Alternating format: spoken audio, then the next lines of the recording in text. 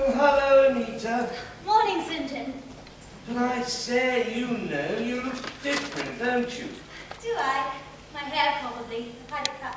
Yes, well, it looks really terrific. Thank you. Of course, I liked it the other way too, tumbling down your shoulders. It hasn't tumbled down my shoulders in 3 years, St. John. Oh, how was it then before you changed it? Back in a ponytail. Yes, that's it. Well, I liked it like that too.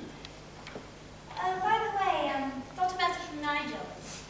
He asked me to apologise again for having to cancel dinner. He was afraid he was a little abrupt on the phone. Oh, Lord, not at all. It was lucky he was. You know how my landlady hates me using the phone. But I understood exactly what he was getting at. Something to do with his new magazine, wasn't it? We haven't got enough material for the first issue, even. He was up until 4 going through all the unsolicited poems and essays and short stories and bits of plays and God knows what. Without much luck, too. He was in despair, poor darling.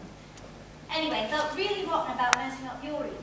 Oh, do tell him, no need to worry about that. Because, as it happens, a few minutes after he phoned to cancel, old Henry phoned to invite me round there, so that was all right. Smashing. For dinner, you mean? No, to babysit, actually. Oh. They suddenly remembered there was a film on at the yard, some old German classic they seem to be very fond of, about a child murderer, as far as I could make out from what Henry said. Still, boring for you. Oh no, I enjoyed it enormously. I used to babysit for them all the time. Children are such fun.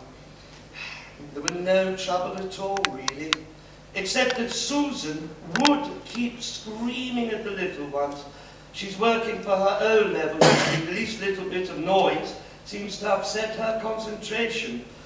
And the one they called Little Fanny, very charming, very charming. Once she got used to me again. And as for Ben, my word, what a little devil, full of mischief, told me Little Fanny drowned in the bath. And when I ran in there she was, lying face down, hair floating around, and I stood there thinking, Lord, what am I going to tell Henry and Fanny when they get back, particularly after seeing a film like that. But it turns out it was only one of those enormous Raggedy Ann dolls, Still, St. John, I hope you at least got a bit of an evening with Henry and Fanny once they got back. Oh yes, rather. Well, except that poor old Fanny had a bit of a headache, straining to read the subtitles. Very poor print, apparently. And Henry got into a tussle with Susan about going to bed. So I felt, they rather wanted me out of the way. Well, hello, Mark. Top of the morning to you. Have a good weekend. Are you all right? Yes. Fine. Are you growing a beard? What? Oh, Christ, I forgot. I haven't been to bed, you see, all weekend. You hard at it, eh? What? Hard at it. The old writing. Oh, yes.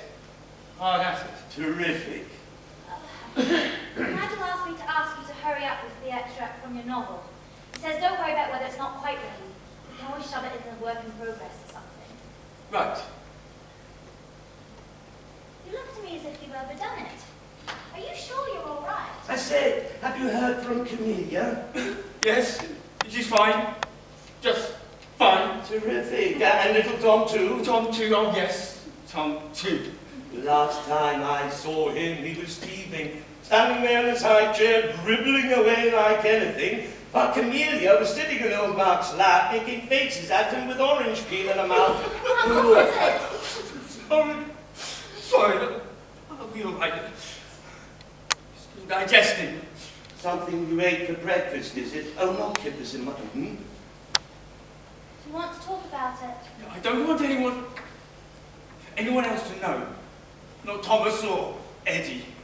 Don't want them dripping their filthy compassion all over me. To keep it to ourselves, St. John. Oh, Lord, yes, of course. What the? She's left me! Who? Amelia, of course. What? Oh, Camellia, oh no! Taking Tom with her. Oh, not little Tom too. Tom too. Well, did she say why? She...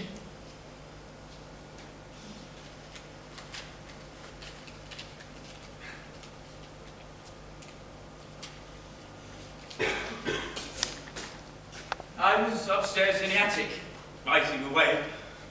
As far as I knew, she was downstairs where she usually is, in the kitchen or ironing, with the television on. And Tom in bed, of course, so I wrote on and on. I felt inspired, quite inspired. A passage about what I felt when I saw Tom coming out of her womb. Shining, whole and beautiful. A wonderful passage, full of my love for her and him. And when I finished, I went downstairs to her to read it to her, like I always do when it's something I'm burning with, and this was on the pillow. I'm sorry, darling, but it seems after all that I wasn't cut out to be a writer's wife. I can't stand the strain of it. The lonely evenings, your remoteness, and most of all, the feeling that your novel means more to you than Tom and I do. Perhaps that's what being an artist is, not caring about those who love you. I'm going back to Mother's. I'll take the car. Yes! Taken the car! She'd take that all right, wouldn't she? Until you passed your driving test. And begin proceedings just as soon as I've got a lawyer. Take care, my love. Look after yourself. I wish you much success. And I know that one day I'll be proud to have been your first wife. Just as Tom will be proud to be your father. Son, surely. What? Tom's your son, not your father. You read out that he was your father, not your son. Oh, if only I could have read her that passage. She would have understood my feelings. She would have known. What do I do? I can't give up my novel now. Not when I'm this close to finishing. My fourth draft. My penultimate draft. I know it's my penultimate and one final one and... Good morning. Good morning, Anita, my dear. Mark and St. John. I trust you all had a good weekend. Yes, Yes, thank you. Yes, thank you, lady. I'm just on my way through to do my little welcome speech to the new students. With a small dilation this time of the problems of our Cambridge landladies. We've just heard that our faithful Mrs. Quartermaine is refusing to take any of our students, except what she calls traditional foreigners, all over some dreadful misunderstanding she's had with those three delightful Turks we sent her over the proper function of the bathroom. It's such a nuisance. Thomas has been on the phone to her for hours. But still, I suppose that the problems of a flourishing school... Oh, 9 Japanese have turned up, by the way, instead of the anticipated 6. And as it was 3 last time, we can hope for around a dozen next. Oh, I say, Mark, is it these fast-fading old eyes of mine, or did you forget to shave this morning? And yesterday morning, even. No, I'm thinking of growing a beard, Eddie. Oh, alas! And what saith the fair Camellia to that? I don't think she'll mind, Eddie. Good, good. Oh, Anita, my dear, may I pay you a compliment? Yes, please, Eddie.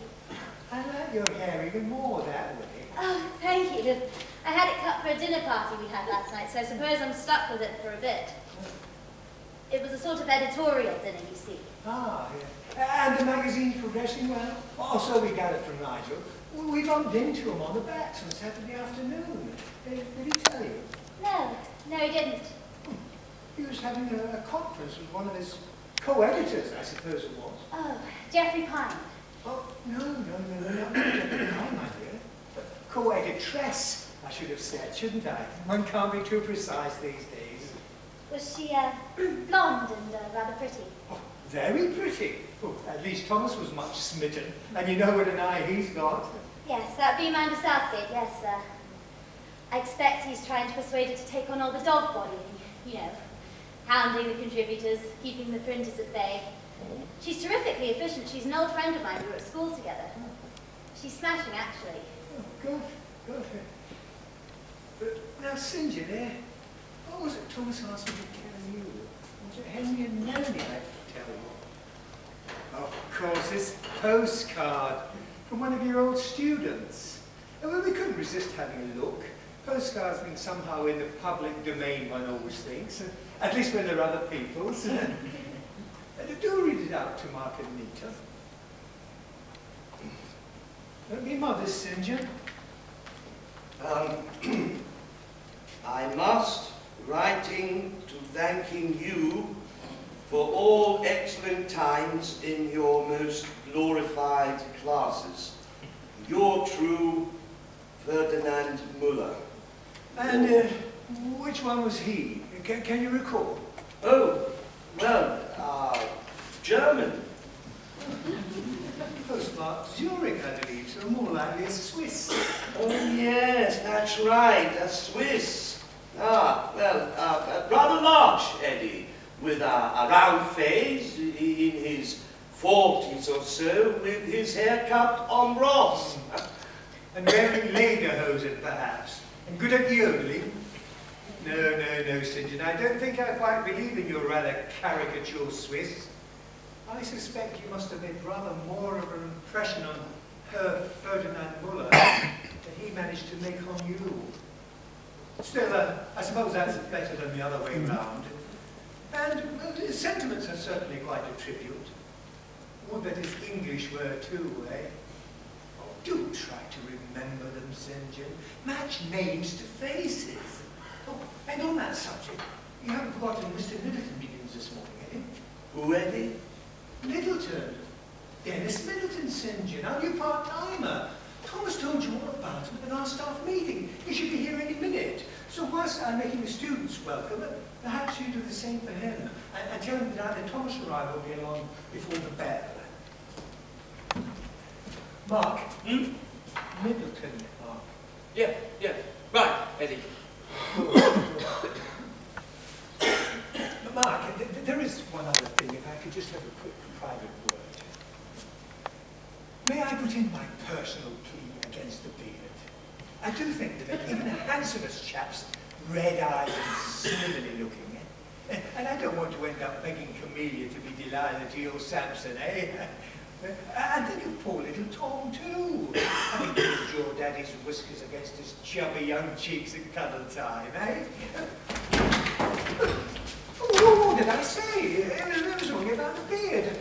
I couldn't be more playful. Oh, it's not your fault, Eddie. Is it, Anita? The poor chap's had a horrible weekend. You see, the thing Yes, is... up all night working at his novel.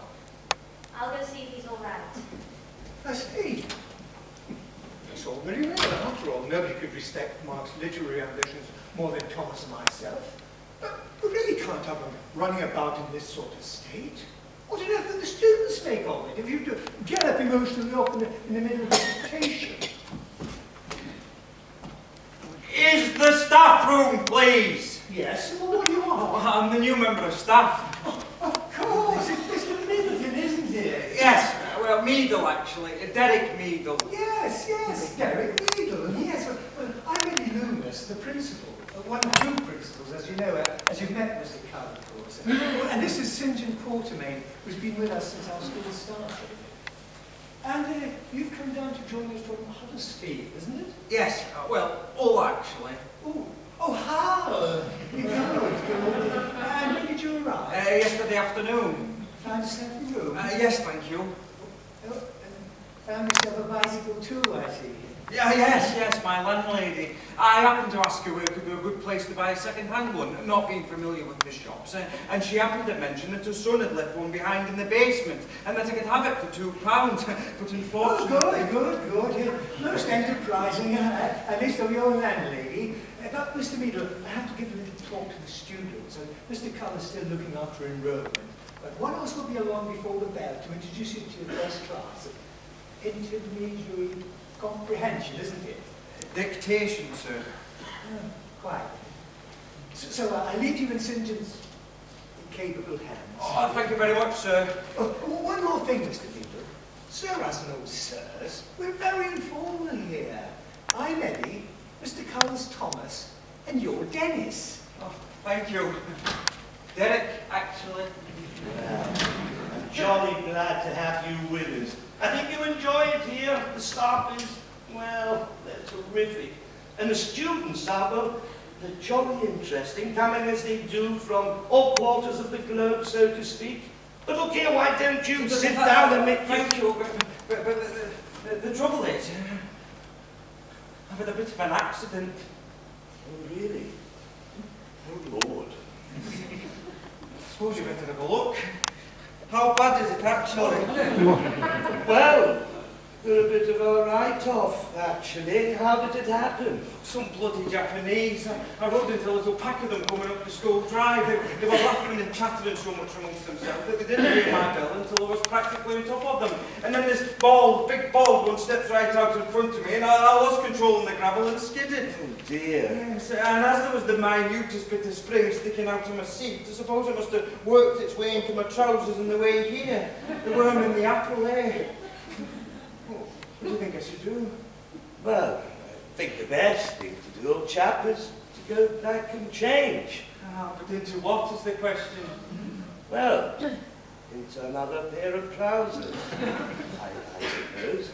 I haven't got another pair is the problem. An elderly gentleman in the train yesterday spilled hot chocolate out his thermos all over the pair I happened to have on. So the first thing I did when I got in, ironies of ironies, was to take them to the cleaners. And then my trunk, which I sent on from Woolland, which contains my suit and my other 2 pairs of trousers, hasn't arrived yet. So there it is.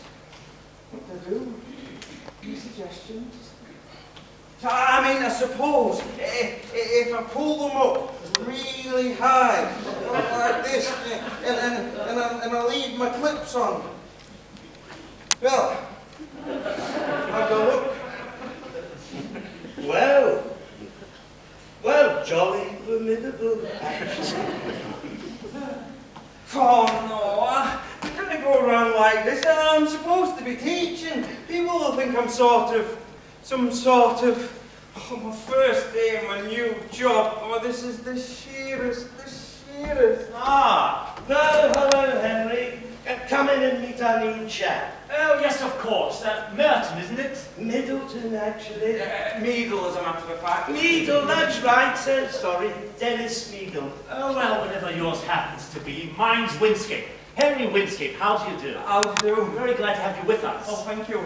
Henry's our academic tutor, syllabus and all that. Oh, St. John, I didn't thank you properly last night for babysitting. Most kind. No, I enjoyed it enormously. How were they in the end? Susan, little Fanny, and old Ben? Oh, fine, thank you, St. John, fine. But I didn't get Susan to bed until midnight, of course. She's studying for her O-levels, a couple of years in advance. And what about Fanny's headache? Oh, fine, thank you, St. John, fine. Although she did have one rather bad moment, actually. When she went to have her bath, and thought the little Fanny was lying in it, drowned. Oh, yes, that blessed doll. Yes, Ben told me you'd put it there. St. John was good enough to come over and sit with our few last night. We went to see M, you know, such a fine film. So delicate and humane in its treatment of a sexual freak. Peter Lorre. Well, unfortunately, the print was a trifle worn, but still, memorable. Memorable. But isn't it interesting on another subject, that this English thing with names, how we forget them the second we hear them? Just now, when St. John was introducing you, well, unlike the Americans, for instance, I suppose because we, the English that is, are so busy looking at the person the name represents, or not looking, being English, that we don't take in the name itself. Whereas the Americans, you see, they make a point at beginning with the name. When one's introduced, they repeat it endlessly. But this is Dennis Meadle. Dennis Meadle? Wow, Dennis! How long have you been in this country, Dennis? This is Dennis Meadle, dear! Dennis was just telling him how much you liked that first steady word check, Dennis. And so forth. And in no time at all, you've learned what you're called by, even if not who you are. Why, we the English be more imperial. We don't learn a name until you yourself have taken on a complicated reality. You and your name grow, so to speak, in associated stages in our memories, until what you are as Dennis Meadle and the sounds Dennis Meadle are inseparable. Which, when we think about it, is a radical division in ways of perceiving, which goes back to the Middle Ages. In the nominalists, the name callers calling the name preceding the object, so to speak, or the realists who believe that the object preceded the name. Well, one could go on and on. Look, here's Melanie. Come and meet our new chap. You're in top form for a Monday morning, Henry. How do you do? I'm Melanie Garth. Meadle. Derek Meadle. And you come to reinforce us. Well, we certainly could do with you. Thomas was just telling me about the enrollment chaos. You'll be getting a lot of overskill from my groups, I can tell you. Melanie's our elementary conversation specialist, by the way. Oh, I don't know about the specialist, Henry. Henry's our only real specialist here.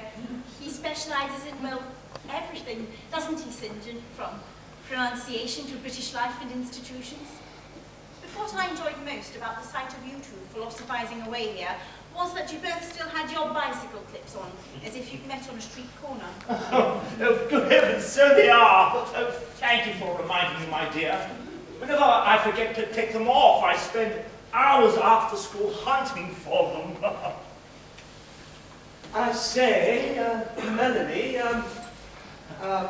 how's mother? Oh, top form, thanks, St. John. Her left leg's giving a bother, and the stairs are a dreadful strain, what with this sudden vertigo, but yesterday she managed to hobble down to the corner shop by herself and was halfway back the time I got there to pick her up. Oh, that's terrific. Melanie's mother's just recovering from a thingy bob. Stroke, if you please, St. John. She insists on using the proper term. She hates euphemisms. Not surprisingly, as Melanie's mother was Cambridge's first lady of philology, I had the honour of being supervised by her my second year as an undergraduate. A remarkable woman, who seems to be coming to terms with her little upset in a characteristically indomitable fashion. I had an aunt who had a stroke a year ago, but she was the active sort too. How is she coping? Oh, she was doing splendidly until she had the next. Now she's pretty much out of it altogether. Plus to do virtually everything for her. But that's one of the usual patterns, they said, at the hospital. First a mild stroke, followed by a worse stroke, and then if that doesn't do the job...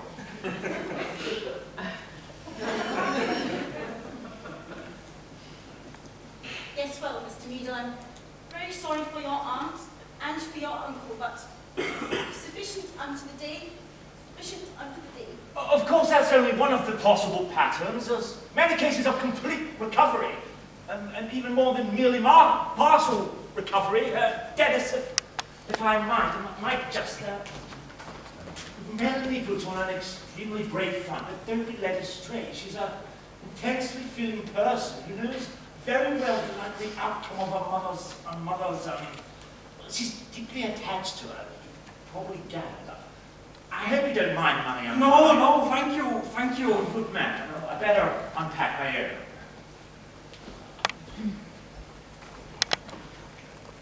Yes, from 0 down to 10 for tact, I thought. Oh, well, Melanie, my dear, it is his first day. He doesn't really understand. I don't think I can stand much more of this. I hardly know what I'm saying. What I need is some safety pins and a few minutes in the toilet. Of course, you'd better come along with me.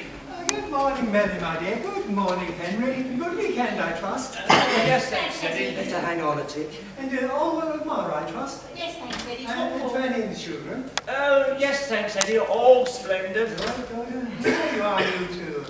Quite composed again, Mark, I trust. Actually, Eddie, I'm not sure much. I'm Mr. Meadle. I don't know which of you had the chance to meet him yet, but those who haven't can make their separate introductions. In the meanwhile, I'll say welcome on all our behalves. We're delighted to have you with us. I see you've still got your clips on, by the way. Oh, yes. Well, perhaps you'd better remove them, or you'll create the impression that you're just pedaling through. Good. Now, as we're all here, and there are a few minutes before the bell, I'd like to say a few words, if I may. So, gather you round.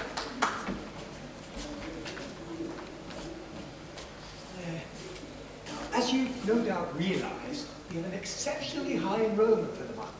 The highest in the school's career, as a matter of fact. I say, terrific. Yes, most gratifying. Well, we all know how hard Thomas has worked for this, but he would loathe to hear me say it. But what he wouldn't mind hearing me say is that in his turn, he knows how hard you've worked.